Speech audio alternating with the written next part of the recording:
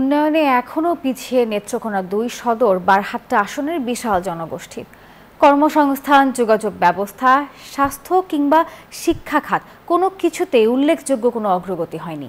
দীর্ঘদিন ধরেই বঞ্চিত এখানকার সাধারণ মানুষেরা। আর তাই আসন্ন সংসদ নির্বাচনকে ঘিরে ভোটাররা করছেন নতুন সমীকরণ।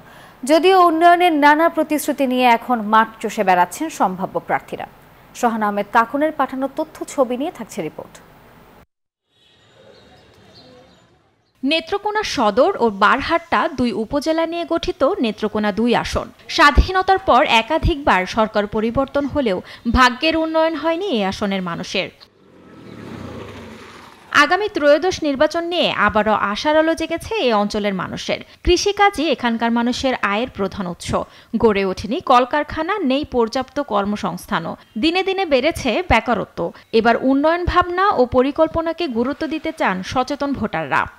Bashundhara public school and college ২০২৬ শিক্ষাবর্ষে ভর্তি চলছে।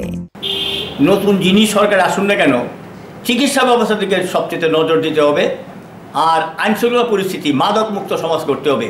এগ্রিকালচার ওরিয়েন্টেড ইন্ডাস্ট্রিগুলি আমাদের একটা চাহিদা আছে।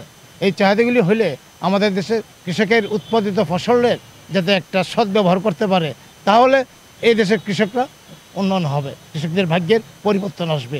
আমরা চাই একটা সুন্দর, একটা সুষ্ঠু নির্বাচনের মাধ্যমে এমন একজন জনপ্রতিনিধি আসুক যিনি নেত্রকোনার প্রত্যেকটা স্তরের মানুষকে একত্রিত করে সকলের মতামত নিয়ে নেত্রকোনার উন্নয়নের ধারা অব্যাহত রাখবে। যদিও উন্নয়নের নানা প্রতিশ্রুতি নিয়ে মাঠে নেমেছেন প্রার্থীরা। মিছিল, সমাবেশ, উঠোন বৈঠক সহ বিভিন্ন এলাকায় ঘুরছেন তারা। আমাদের অত্র এলাকা কোনো শিল্প কলকারখানা কোথাও নাই, যে আমাদের দেশের জনগণ সহ এখানে বিভিন্ন নারী পুরুষ সহ কাজ করবে, এরকম কোনো শিল্প প্রতিষ্ঠান আমাদের নাই। এইগুলির দিকে আমরা খেয়াল রাখবো। আমরা নেতৃত্বের জন্য জামাত ইসলামী করি, আমরা জনগণের সেবা করার জন্য জামাত ইসলামী করি।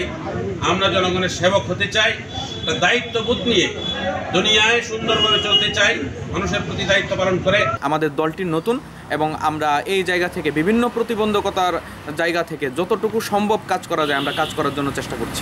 এই আসনে মোট ভোটার রয়েছেন 4,98,564 জন, যার মধ্যে পুরুষ 2,50,357 জন ও মহিলা ভোটার 2,48,175 জন।